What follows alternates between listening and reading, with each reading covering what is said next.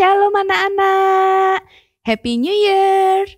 Senang sekali ya kita bisa kembali bertemu di tahun yang baru, tahun 2024. Semua adalah berkat dan penyertaan dari Tuhan kita. Mari saat ini kita mau sama-sama beribadah di awal tahun ini dengan hati yang penuh dengan sukacita dan ucapan syukur kepada Tuhan.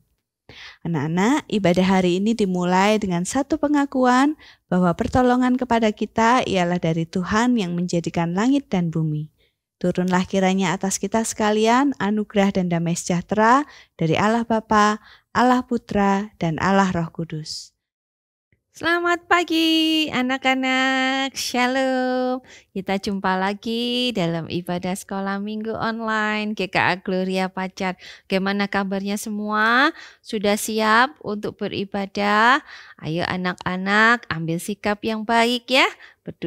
Cari duduk yang enak, yang anak-anak bisa untuk tenang dan bisa mengikuti ibadah online ini.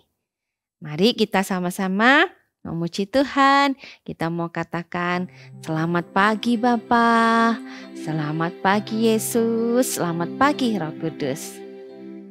Mari datang kepada Tuhan.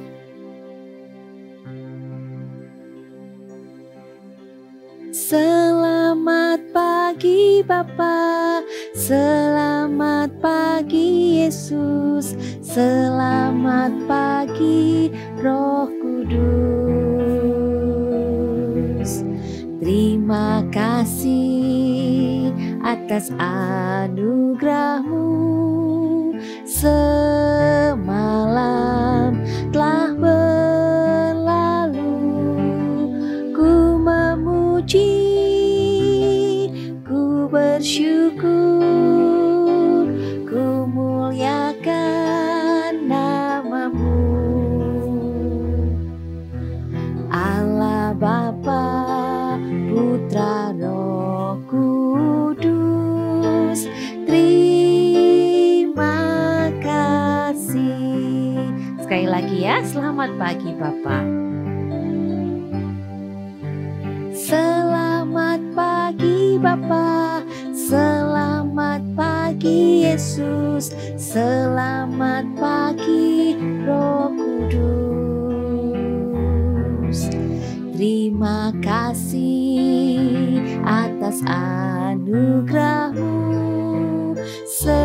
semalam telah berlalu. Ku memuji, ku bersyukur, ku muliakan nama-Mu. Allah Bapa, Putra, Roh Kudus, terima kasih. Mari kita berdoa. Tuhan Yesus, kami mengucap syukur pagi hari ini kami boleh beribadah dengan tubuh yang sehat. Kami mau bersukacita dalam Tuhan. Kami mau meninggikan Engkau. Biarlah puji-pujian kami menyukakan hati Tuhan. Dan juga ajarkan kami menjadi anak yang baik, yang selalu mendengar akan firman Tuhan. Dan kami juga melakukannya taat pada perintah Tuhan. Pimpinlah ya Tuhan ibadah online ini dari awal sampai akhirnya. Dalam nama Tuhan Yesus Kristus kami berdoa. Amin. Anak-anak, siapa di sini yang seringkali nggak ibadah, baik itu onsite atau online, karena ingin main dulu, ingin pergi dulu? Siapa? Nah, anak-anak, kalau anak-anak tergoda seperti itu, berarti anak-anak harus belajar untuk lebih taat lagi sama Tuhan ya. Nah, kita mau berani tampil beda. Mari kita sama-sama pujikan lagu ini, mengingatkan kita bahwa Tuhan itu yang akan menguatkan kita. Saat iblis menggodaku, aku tolak dia dalam nama Yesus. Saat iblis merayuku, lalu ku berdoa dalam nama Yesus. Ku kuat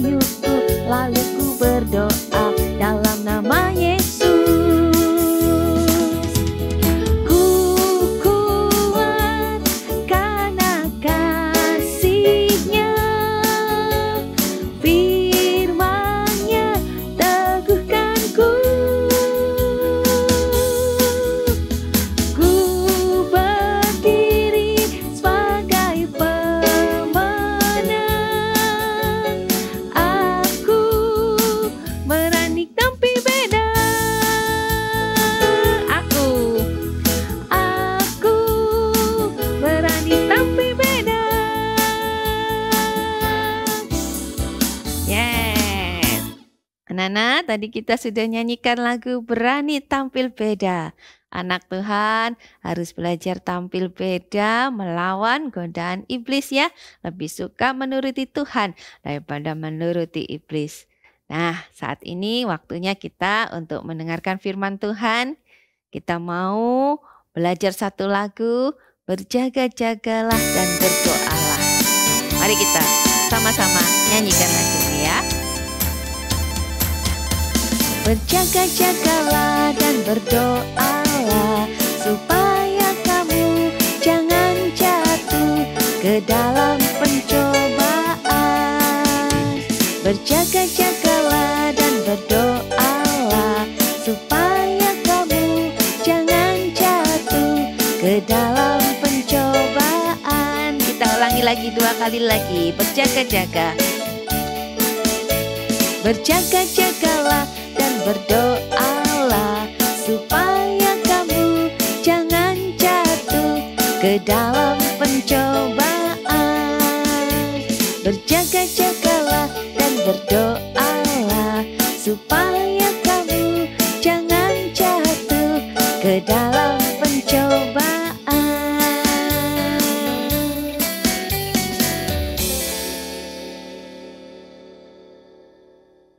Halo adik-adik, selamat tahun baru ya. Lose baru sempat ngucapin nih untuk kita semua. Oke, saat ini kita mau dengerin firman Tuhan ya. Yuk, semuanya siapin Alkitabnya, udah ada di sampingnya. Oke. Nah, terus sekarang sebelum kita denger firman Tuhan, kita mau berdoa dulu ya. Yuk semua lipat tangan, tutup mata, kita mau berdoa. Tuhan, terima kasih karena hari ini dan saat ini kami akan mendengarkan firman Tuhan. Berbicaralah kepada kami Tuhan, karena kami sudah siap mendengarkan. Terima kasih Tuhan Yesus, dalam nama Tuhan Yesus kami berdoa. Amin. Adik-adik, siapa yang di sini pernah melihat atau datang ke tempat yang namanya padang gurun? Coba angkat tangannya. Wah, mungkin yang lihat banyak ya, tapi yang pergi mungkin sedikit atau mungkin tidak ada gitu ya. Lause sendiri juga gak pernah ke padang gurun. Lause itu cuma pernah lihat aja di gambar di Google gitu ya. Nah, padang gurun itu tempatnya kayak gimana sih adik-adik? Apakah tempatnya bagus? Apakah tempatnya itu menyenangkan atau enak gitu? Lause rasa tidak ya. Karena padang gurun itu tempatnya kering, gersang, gak ada pohon hijau, gak ada mall, gak ada tempat yang bisa dinikmatin gitu. Cuman pasir, batu gitu ya, panas lagi. Wah, lo serasa kita semua gak ada ya yang pengen kesana gitu. Nah, hari ini cerita firman Tuhan bermula di satu tempat, yaitu di padang gurun. Benar, di tempat yang kita gak suka, di tempat yang kurang enak gitu ya, di tempat yang panas gitu. Tapi firman Tuhan hari ini dimulai dengan satu lokasi, yaitu padang gurun ya. Yuk kita baca sama-sama ya. Di dalam Matius 4. Yuk semua buka Alkitabnya. Matius pasal 4 ayatnya yang pertama sampai 11, oke? Adik-adik lihat Alkitabnya di rumah ya. Lose bacain untuk kita semua. Pencobaan di padang gurun. Maka Yesus dibawa oleh Roh ke padang gurun untuk dicobai iblis. Dan setelah berpuasa 40 hari dan 40 malam, akhirnya laparlah Yesus. Lalu datanglah si pencoba itu dan berkata kepadanya, "Jika engkau anak Allah, perintahkanlah supaya batu-batu ini menjadi roti." Tetapi Yesus menjawab, "Ada tertulis, manusia bukan hidup dari roti saja, tetapi dari setiap firman yang keluar dari mulut Allah." Kemudian iblis membawanya ke kota suci dan menempatkan dia di bubungan bait Allah. Lalu berkata kepadanya, "Jika engkau anak Allah, jatuhkanlah dirimu ke bawah. Sebab ada tertulis, mengenai engkau ia akan memerintahkan malaikat-malaikatnya, dan mereka akan menatang engkau di atas tangannya, supaya kakimu jangan terantuk kepada batu." Yesus berkata kepadanya, "Ada pula tertulis, janganlah engkau mencobai Tuhan Allahmu." Dan iblis membawanya pula ke atas gunung yang sangat tinggi dan memperlihatkan kepadanya semua kerajaan dunia dengan kemegahannya. dan berkata kepadanya, "Semua itu akan kuberikan kepadamu jika engkau sujud menyembah aku." Maka berkatalah Yesus kepadanya, "Enyalah iblis, sebab ada tertulis, engkau harus menyembah Tuhan Allahmu, dan hanya kepada Dia sajalah engkau berbakti." Lalu iblis meninggalkan dia, dan lihatlah malaikat-malaikat datang melayani Yesus.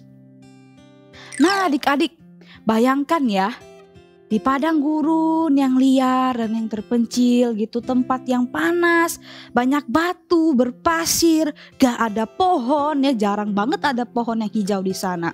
Dan juga pasti gak ada bunga-bunga yang banyak warnanya, warna-warni itu gak ada. Nah di tempat seperti itulah Yesus saat ini sedang berada. Kenapa Yesus ada di sana? Mungkin kita berpikir, ngapainnya Yesus di sana gitu.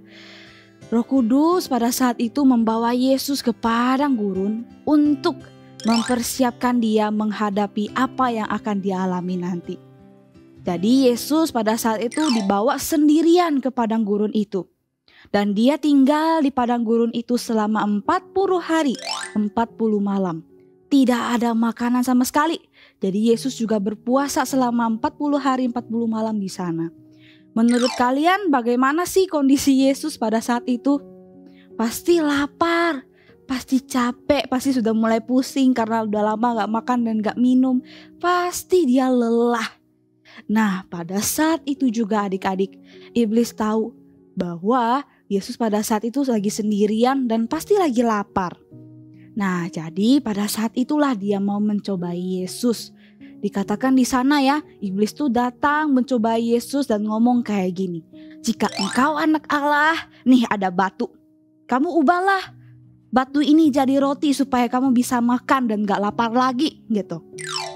Nah pada saat itu Yesus pasti lapar, sangat lapar. Dan dia bisa saja mengubah batu itu jadi roti, bisa, sangat bisa.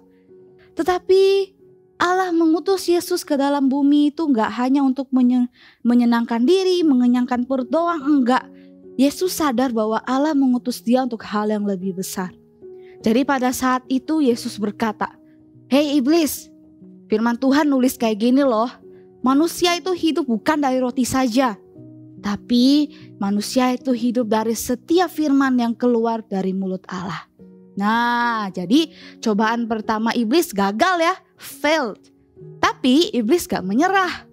Dia datang lagi. Dia bawa kali ini dia bawa Yesus ya. Dia bawa Yesus ke bagian yang paling tinggi dari bait Allah di Yerusalem. Nah di sana iblis ngomong lagi sama Yesus. Iblis ngomong kayak gini, "Yesus, karena engkau ini anak Allah, ayo terjunlah gitu ya. Jatuhkanlah dirimu ke bawah. Karena firman Allah ngomong, malaikat Allah itu pasti akan nangkep kamu.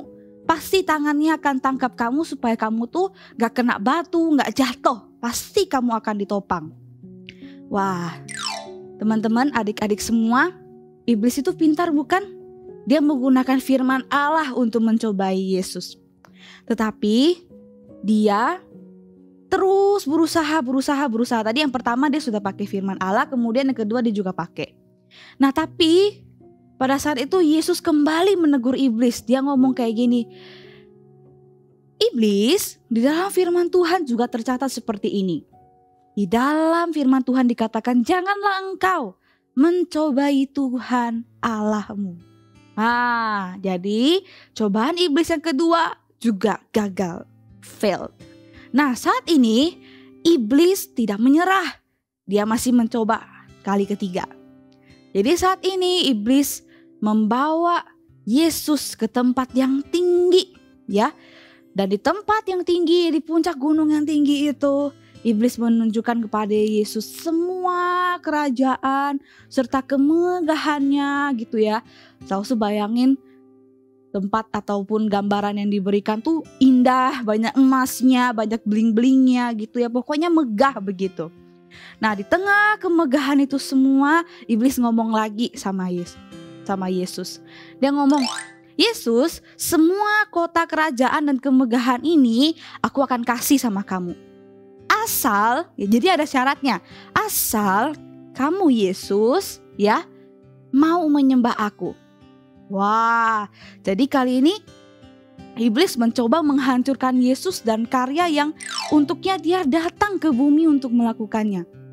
Iblis ingin Yesus menaati dia, bukan menaati Allah. Wah, ini bahaya ya adik-adik. Tapi di sini kita lihat Yesus sekali lagi dia menolak untuk menaati iblis. Yesus ngomong gini, "Enyahlah iblis." Ya, sebab ada tertulis, "Engkau harus menyembah Tuhan Allahmu dan hanya kepada Dia sajalah kita atau engkau berbakti." Wah, adik-adik, setelah 3 kali dia mencoba Yesus, iblis akhirnya meninggalkan Yesus. Iblis gagal membuat Yesus untuk berbuat dosa atau melakukan kesalahan. Dan sekarang iblis tahu bahwa Yesus, dia tidak akan pernah menaati dia. Tetapi Yesus akan menaati kehendak Allah sampai dia mati di atas kayu salib untuk kita semua. Nah adik-adik, setelah kita melihat bagaimana Yesus berjuang melewati masa pencobaan ini, kita dapat belajar meneladani Yesus. Meneladani apanya? Nah, kita lihat tadi, bertubi-tubi Yesus dicobai. Tetapi satu hal yang tetap sama, Yesus tetap setia untuk taat sama Bapaknya. Semua tawaran, semua ajakan yang diberikan sama si iblis tidak membuat Yesus itu goyah, tidak membuat Yesus itu tergiur untuk melakukan dosa. Tetapi justru Yesus itu ingat sama Bapaknya. Yesus itu ingat sama firman yang sudah Bapaknya berikan kepadanya. Nah adik-adik sekalian, kehidupan kita pada saat ini di dalam bumi ini itu juga tidak terlepas dari yang namanya godaan iblis.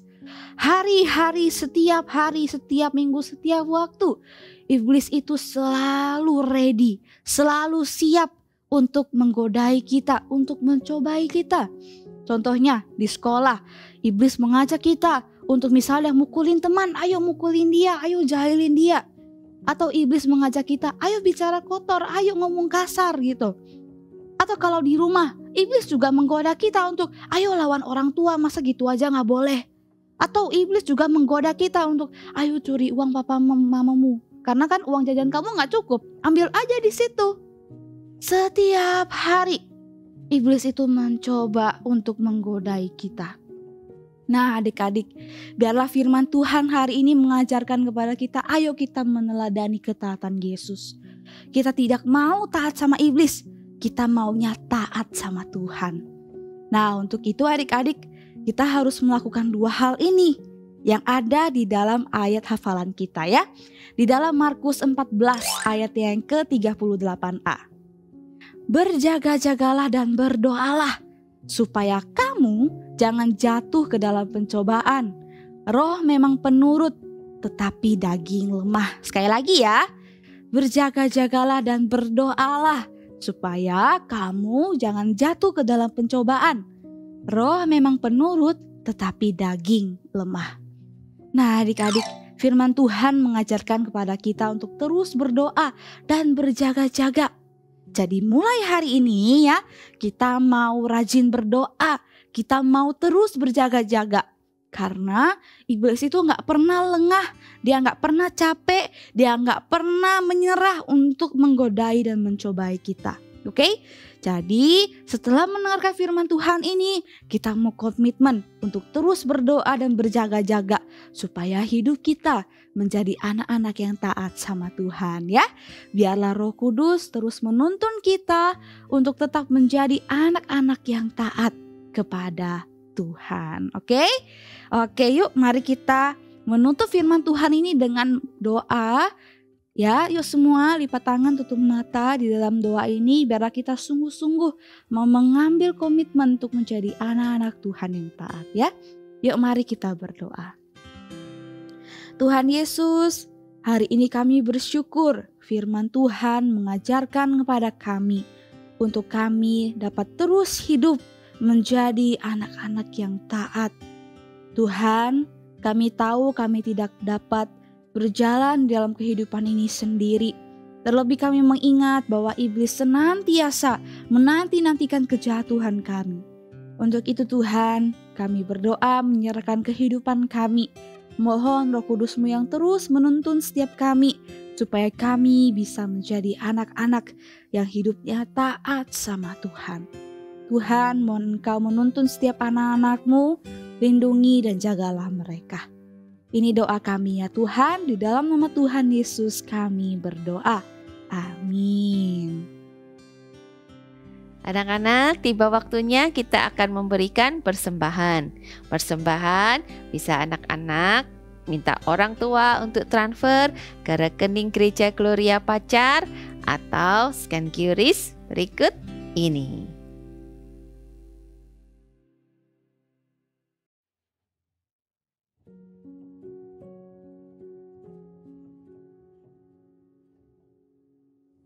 Anak-anak, ibadah kita hari ini sudah selesai. Mari kita berdiri, kita mau bersama-sama menerima berkat dari Tuhan. Tuhan memberkati engkau dan melindungi engkau. Tuhan menyinari engkau dengan wajah-Nya dan memberikan engkau kasih karunia. Tuhan menghadapkan wajah-Nya kepadamu dan memberikan engkau damai sejahtera mulai dari hari ini sampai Maranatha. Tuhan Yesus datang yang kedua kalinya. Amin. Wah, gak kerasa ya anak-anak, waktu ibadah online kita sudah selesai.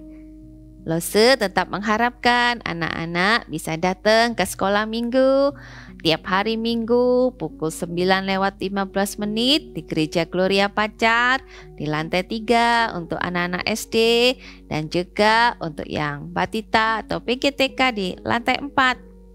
Dan jangan lupa juga bisa men-sharekan link YouTube ibadah kita kepada temanmu atau saudaramu yang membutuhkan supaya mereka juga tidak lupa untuk beribadah bersama. Oke anak-anak, sampai jumpa. Tuhan Yesus memberkati.